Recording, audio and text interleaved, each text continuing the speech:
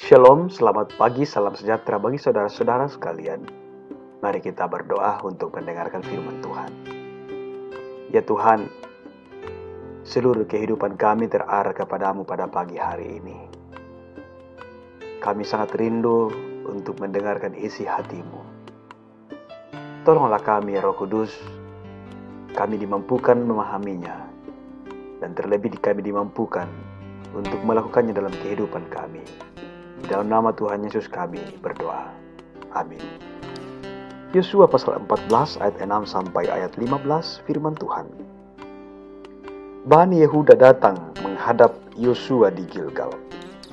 Pada waktu itu, berkatalah Kaleb bin Yefune, orang Kenas itu, kepadanya, "Engkau tahu firman yang diucapkan Tuhan kepada Musa, abdi Allah itu, tentang aku dan tentang engkau di Kades Barnea. Aku berumur 40 tahun ketika aku disuruh Musa hamba Tuhan itu dari Kades Barnea untuk mengintai negeri ini, dan aku pulang membawa kabar kepadanya yang sejujur-jujurnya. Sedang saudara-saudaraku yang bersama-sama pergi ke sana dengan aku membuat tawar hati bangsa itu. Aku tetap mengikuti Tuhan Allahku dengan sepenuh hati." Pada waktu itu, Musa bersumpah, katanya, "Sesungguhnya, tanah yang diinjak oleh kakimu itu akan menjadi milik pusakamu dan anak-anakmu sampai selama-lamanya, sebab engkau tetap mengikuti Tuhan Allahku dengan sepenuh hati." Jadi sekarang, sesungguhnya, Tuhan telah memelihara hidupku seperti yang dijanjikannya.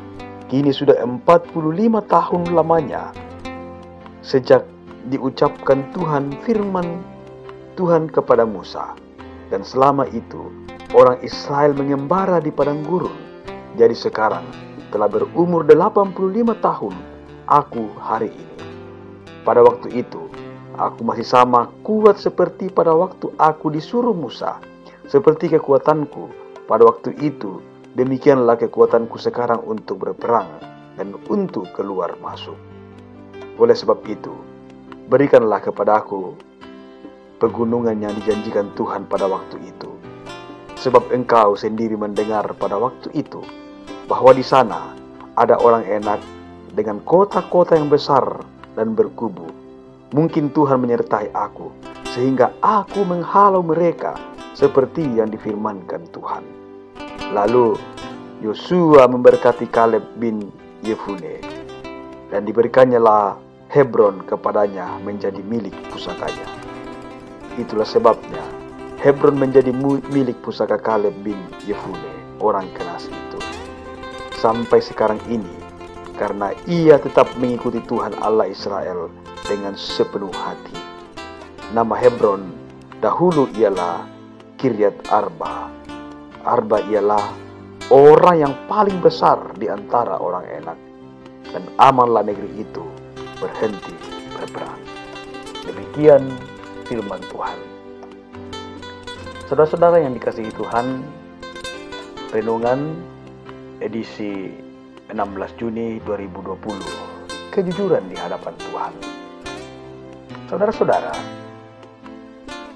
Thomas Jefferson berkata seperti ini, "Kejujuran adalah chapter awal dari buku kebijaksanaan."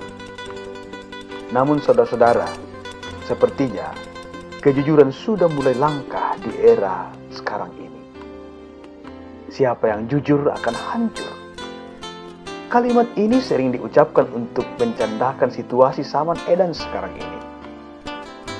Saat ketidakadilan sudah mulai merajalela, orang berani jujur akhirnya menjadi langka.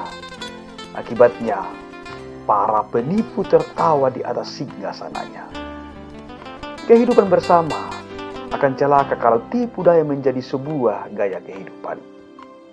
Dalam situasi ini, kita seperti kehilangan harapan. Bagaimana menghadapi situasi demikian? Kita harus mencari kebenaran isi kitab suci, karena ini pilihan penuh arti. Saudara-saudara, kisah keberanian Kaleb berkata jujur layak sebagai inspirasi bagi orang-orang pemberani. Berani jujur bakal membawa kemunjuran. Mungkin inilah yang merupakan prinsip hidup Kaleb. Ketika Musa mengutusnya menjadi mata-mata, dia membawa berita senyata-nyatanya.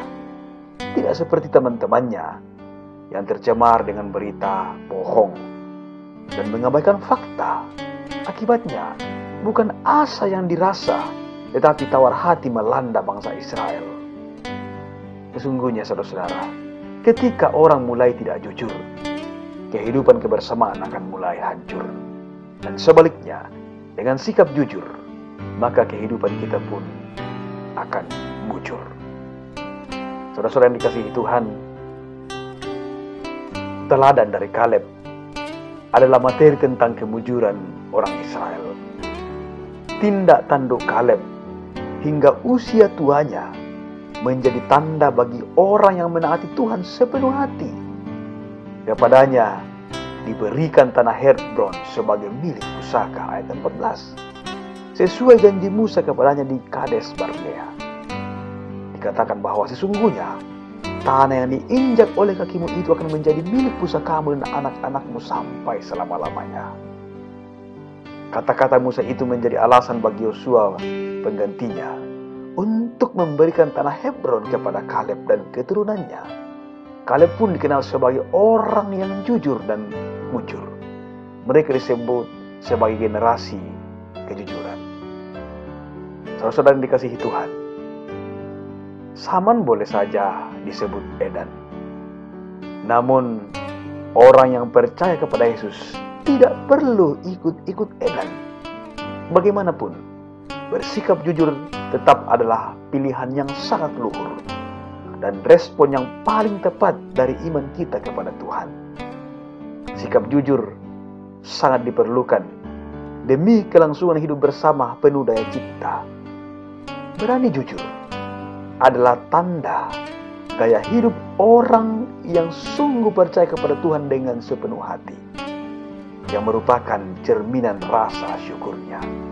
Karena itu saudara-saudara, mintalah hikmat kepada Tuhan untuk kita diberikan kejujuran seperti Kaleb, sebagai ciri utama bahwa kita percaya kepada Tuhan dengan sepenuh hati kita. Dan di balik semua itu, pemenuhan janji Tuhan akan dipenuhi sesuai dengan waktunya Tuhan, sesuai dengan kehendaknya Tuhan, yang memang terkadang tidak sesuai dengan keinginan kita. Terpujilah Tuhan, haleluya, amin. Mari kita berdoa.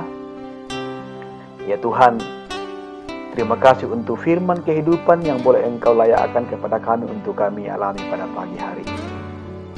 Biarlah Tuhan, kami terus menjunjung tinggi kejujuran kami di hadapan Tuhan, karena itu sungguh-sungguh bernilai di hadapan Tuhan.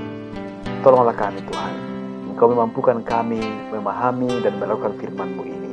Dan biarlah kehidupan kami selanjutnya menjadi sebuah kehidupan yang sungguh-sungguh jujur di hadapan Tuhan. Terima kasih Tuhan, pimpin kehidupan kami.